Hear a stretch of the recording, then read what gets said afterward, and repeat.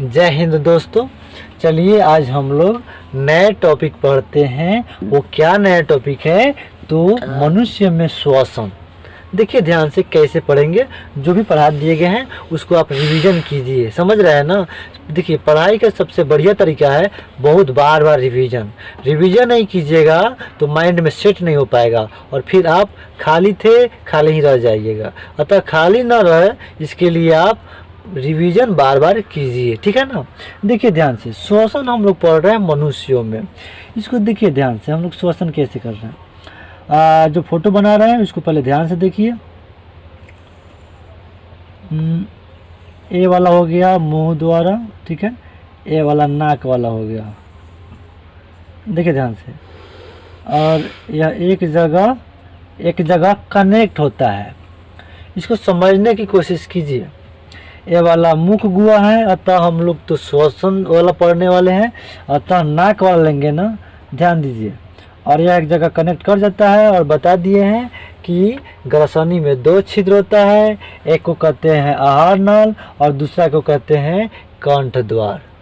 ये सारे पढ़ा दिए गए हैं, रिवीजन कर लीजिए, ठीक है ना। देखिए ध्यान से। और एक जगह एक ढक्कन ही तय करता है कि भोजन को आहार नल में जाना चाहिए कि श्वास नल में जाना चाहिए। उस ढक्कन का नाम है एपिग्लॉटिस, ठीक है। चलिए हम फोटो बनाते हैं। आज हम लोग श्वसन द्वार वाला पढ़ने वाले हैं। चलिए यहाँ देखिए, ये श्वसन द्वार हो गया।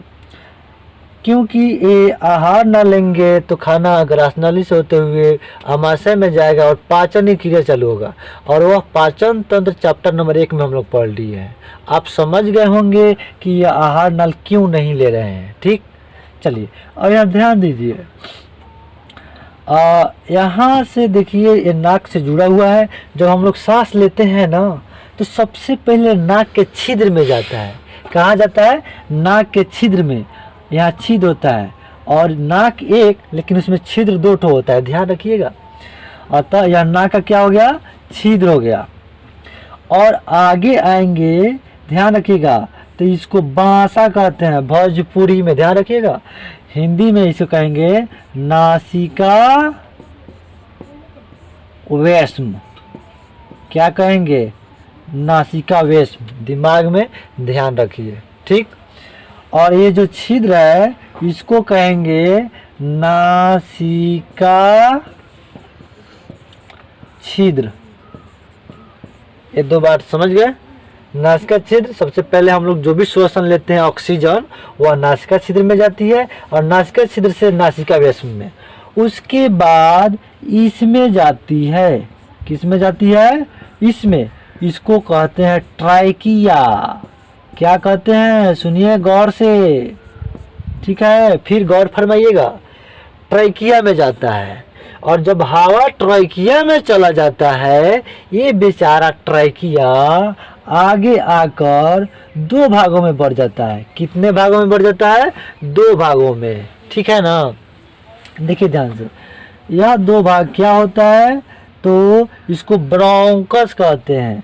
ये जो एक दाढ़ी है ना निकल जाता है और एक दाढ़ी है ना निकल जाता है, इस दाढ़िया को ब्रोंकस कहते हैं। बात सुनिए ध्यान से, टेक्निकल वर्ड है, समझ रहा है ना। आप ध्यान से सुनिएगा ना तो जल्दी याद हो जाएगा, और नहीं सुनिएगा तो सादा रह जाइएगा, समझ रहे हैं ना।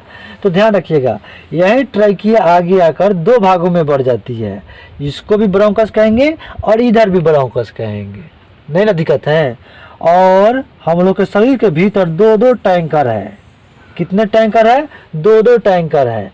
और यहाँ ध्यान रखिएगा, इसको मैं यहाँ बना देता हूँ, ऐसे ऐसे। कितने टैंकर है? 2-2 टैंकर है। इस टैंकर को फेफड़ा कहते हैं। क्या कहते हैं?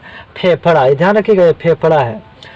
तो हाइड्रोरिया जो था ये ब्रोंकस हो गया, लेकिन ये ब्रोंकस जब फेफड़ा के भीतर घुस जाता है, ध्यान रखिएगा, भीतर हाई जो दाढ़ी बन जाता है, तो इसको कहते हैं ब्रोंकियोलस। यहाँ लिख रहे हैं, देखिए ध्यान से, ब्रोंकियोलस।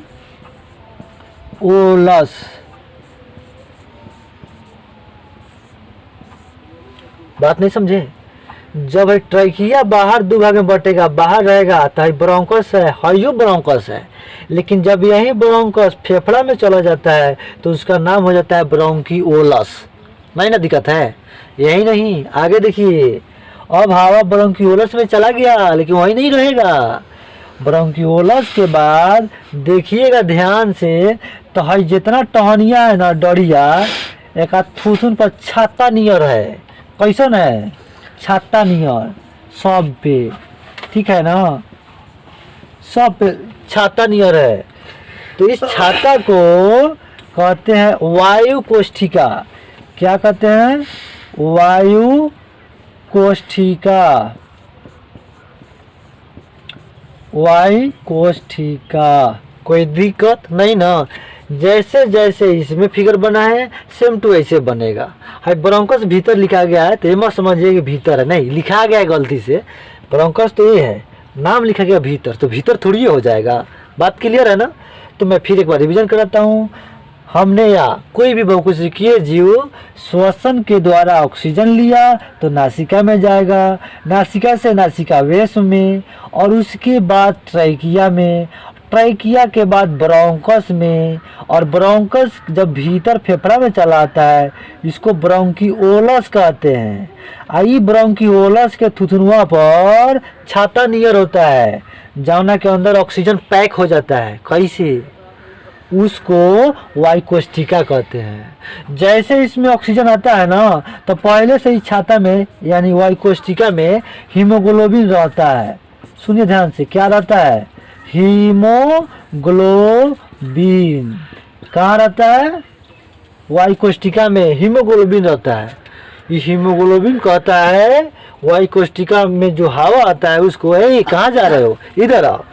अब हीमोग्लोबिन उस हवा को पकड़ लेता है और पकड़ कर कहाँ ले जाता है? तो कोशिका में। ध्यान रखिएगा, कहाँ ले जाता है? कोशिका में। दिखाई दे रहा है ना? ध्यान से देखिए, कोशिका में। बात समझिए, वायुकोष्ठिका में हीमोग्लोबिन पाए जाते हैं। हीमोग्लोबिन के चलते ही रक्त लाल होते हैं, ठीक है?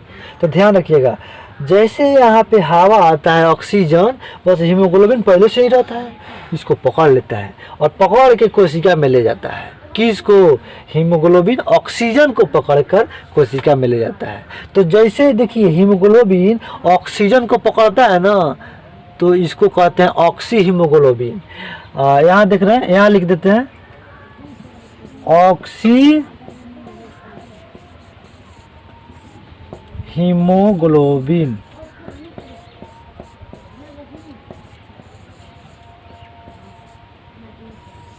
ध्यान दीजिए, ऑक्सी हीमोग्लोबिन किसे कहते हैं? तो यह जब हीमोग्लोबिन ऑक्सीजन को पकड़ लेता है तो ध्यान रखिएगा उसी को ऑक्सी हीमोग्लोबिन कहते हैं, और ऑक्सी हीमोग्लोबिन के रूप में ही कोशिका में यह जाता है।